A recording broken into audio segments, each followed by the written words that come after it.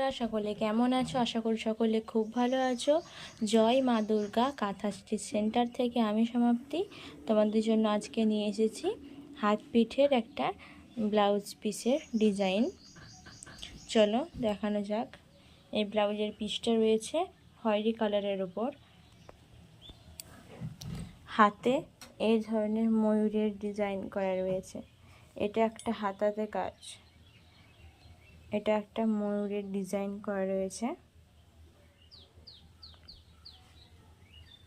এটা যাবে আর একটা হাতা। কি অসাধারণ দেখতে লাগছে।